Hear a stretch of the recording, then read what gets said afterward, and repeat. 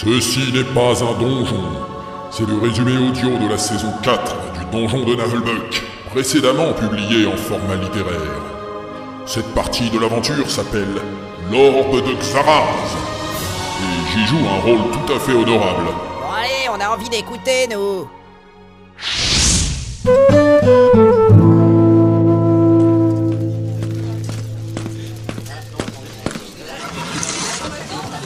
Eh, bonjour vous. Dites-moi, je vous ai jamais vu dans cette auberge avant. C'est parce que j'y suis jamais venu. Eh ben, vous avez pas l'air en super forme, hein. J'ai pas trop envie de parler, j'essaye d'oublier en fait. Ah, vous allez pas oublier grand-chose en buvant ce pinard, hein. Croyez-moi, je le connais. Ouais, je sais, mais tout est tellement bordélique dans ma tête. Ah, ça risque pas de s'arranger non plus. Bon, vous allez m'empêcher de boire en plus. Vous êtes qui au juste? Hein, oh pardon, excusez-moi, voilà Stico, psychologue. Picologue? Vous étudiez les mecs qui picolent? Non, psychologue, hein, Enfin, vous pouvez simplement dire psy. En fait, j'aide les gens à faire le ménage dans leur tête. Bon, allez, vous êtes sûr que vous n'avez pas envie de parler? Je sais pas, je sais pas en fait. Bon, allez-y, lancez-vous, y a rien à craindre, vous inquiétez pas. Bon, bah si vous insistez, en fait, j'arrive pas à savoir si je suis nul ou si j'ai pas de chance. Voilà, c'est un bon début, ça.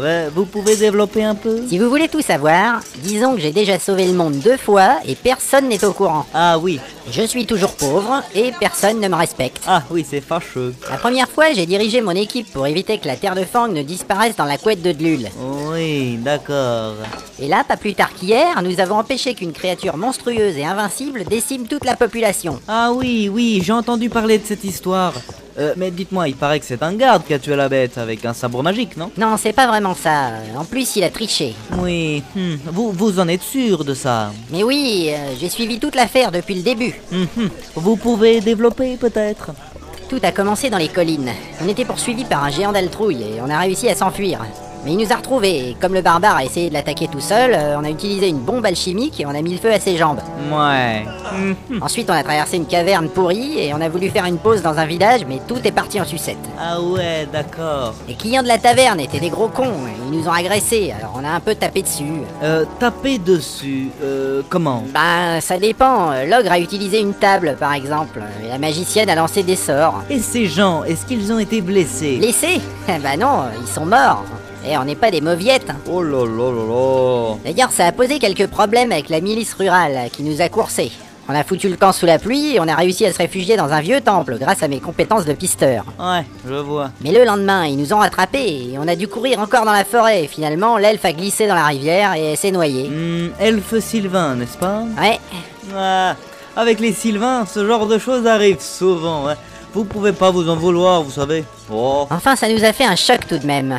Et alors, pendant que mon équipe se battait contre un régiment de garde, j'ai tiré l'elfe de la rivière avec l'aide de Gluby, le gnome des forêts. Mais c'était trop tard. C'est pour ça qu'on a décidé de se téléporter à Waldorg pour qu'un mage la résurrectionne. Ah ouais. Et ça a marché? Ouais. D'ailleurs, ça nous a coûté une blinde. Enfin, c'est pas trop ça le problème. Jusque-là, selon moi, hein, attention, je ne vois rien de vraiment déprimant. Non, mais déjà, c'était pas facile d'arriver jusque-là. C'est qu'on a aussi un nain dans l'équipe. Il voulait pas trop participer. Oh là là là là, ah oui, je comprends mieux. Et puis après, l'elfe était tellement contente d'être en vie qu'elle a commencé à... Ah ouais. Enfin, elle voulait toujours m'embrasser, tout ça. Oui, il y a eu pénétration. Mais arrêtez avec vos questions, c'est dégueu. Non, mais n'y voyez aucune malice, hein, vraiment. Ah. Bon, de toute façon, c'est après ça que ça se complique. Assurément, oui. Parce que pendant qu'on se reposait à Waldorg, on a été embauché par une bourgeoise canon, pour une petite mission qui consistait à trouver un trésor. Ah bah voilà, ça c'est très bien. Ouais. Alors c'était très bien au début, effectivement. On nous a filé du blé, on nous a offert des objets magiques, on nous a payé un voyage à Glarg en diligence. Moi, j'ai eu des gantelets magiques, par exemple. Mais ça, c'est super. Mais de quoi vous plaignez-vous, alors? Bon, déjà, le voyage, on l'a fait avec les supporters du Brut de Bâle. C'était pas vraiment une croisière de luxe. Notre cocher était à moitié siphonné. Vous savez, le genre ténébreux qui veut se la péter. Ah oui, je vois, oui. Coincé pendant 6 jours dans la diligence avec le barbare qui puait des pieds, le nain qui racontait des histoires débiles, l'ogre qui riait bêtement et l'elfe qui voulait toujours faire des bisous. Forcément. C'est pas très glorieux. Ouais. Bref, On s'est vraiment fait chier et on était content d'arriver à Glarg. Et puis on allait pouvoir faire la mission. Ouais, c'était quoi cette mission, finalement? En théorie, c'était vachement bien. On devait s'infiltrer dans une tour et dérober un objet magique qui permettait de retrouver le trésor de Xaraz. Oh là là, c'est pas très légal tout ça, hein? Bah, c'est pas très grave. C'est un peu ça la vie d'aventurier. Ouais, je vois ça, ouais. Mais bon, ça s'est pas très bien goupillé. Déjà, on s'est trompé de tour, parce qu'il y avait une tache d'encre sur le parchemin à l'endroit où il y avait l'adresse. Ah, voilà. Ça, par contre, ça, c'est pas de chance. Vous croyez? Alors ça veut dire que je suis pas nul en fait. J'ai juste pas de chance. C'est un peu difficile à dire comme ça. Il faudrait voir le contexte pour juger. Alors donc, vous avez vu que vous n'étiez pas à la bonne adresse et ensuite... Ah non, on n'a pas vu qu'on s'était trompé. On a fait la mission quand même.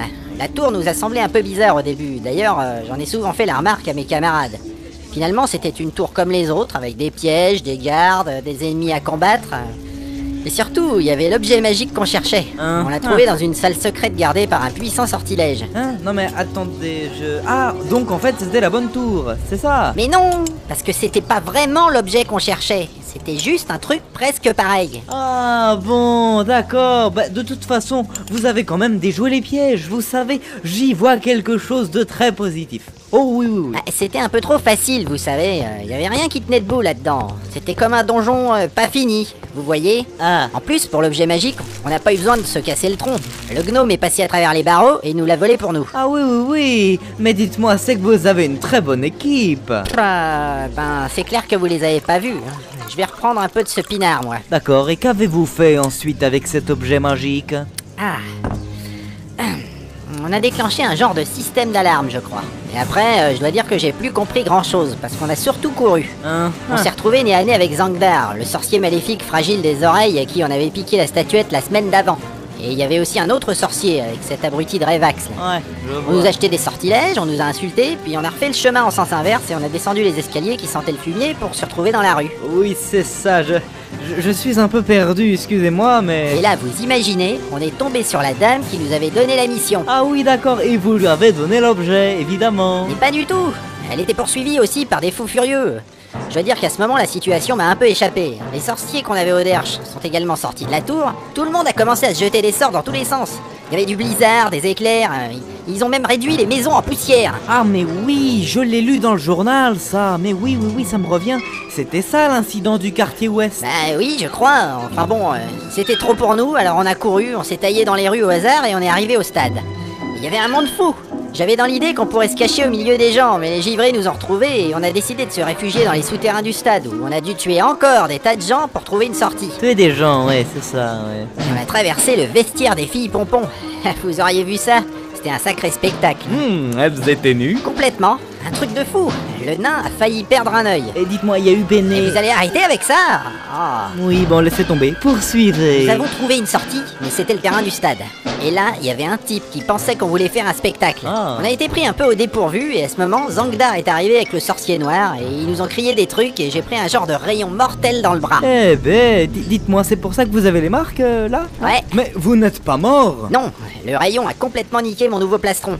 J'ai été soigné par l'elfe et puis tout est devenu encore plus confus. La magicienne a crié quelque chose, le barbare a balancé une bombe alchimique mais elle a rebondi dans les tribunes où les gens ont commencé à brûler. Il y avait des traits d'énergie bleue, du feu, des flèches qui volaient, et tous ces gens qui criaient et la panique s'est emparée du stade et j'ai senti que l'objet magique commençait à brûler dans ma sacoche. À ce moment, le nain et le barbare ont chargé les sorciers et j'ai lancé le machin au milieu du stade parce que j'avais peur qu'il explose. Mais c'était un genre de porte en fait. Et alors la créature est arrivée par la porte, une grosse bête noire avec des centaines d'yeux, et elle a commencé à massacrer tout le monde. On a encore pris la fuite, mais cette fois l'elfe a utilisé du produit elfique bon pour la peau et ça nous a sauvés de la dévorade. On a retrouvé mon oncle Tulgar qui était là par hasard, il nous a engueulés, il nous a aidés à nous cacher dans les tribunes et un peu après la créature est morte parce qu'elle avait trop mangé. Et puis on a eu le niveau 4. Oui alors oui, c'est un peu dense, hein, je ne suis pas sûr de tout comprendre. Mais moi non plus, c'est bien ça le problème. Je suis le chef du groupe et j'ai rien compris. Mais je sais qu'on a sauvé le monde, parce que tonton Tutul, mon oncle Tulgar, qui travaille à la caisse des donjons, il nous l'a expliqué hier soir. Ah du coup là, je sais pas trop quoi dire, hein. Et le sabre magique alors? Mais vous le faites exprès, y a pas de sabre magique. Le héros de la ville est un imposteur. C'est nous les vrais héros. Je vois, oui, petit complexe d'infériorité, manque de confiance en soi, Hyperactivité, ouais, c'est pas folichon, hein. Tout ce que je sais, c'est que maintenant on a découvert que notre elfe était devenue reine à cause de sa cousine qui a été tuée dans une forêt. Alors elle va devenir célèbre et pas nous. Et c'est dommage qu'on arrête l'aventure du coup. En plus, on a eu le niveau 4. Ouais, bien. Bah. Dites, je crois que je vais commander un pichet, hein. Ah bon, vous avez soif maintenant? Non, j'ai juste envie d'oublier, moi aussi. Ah.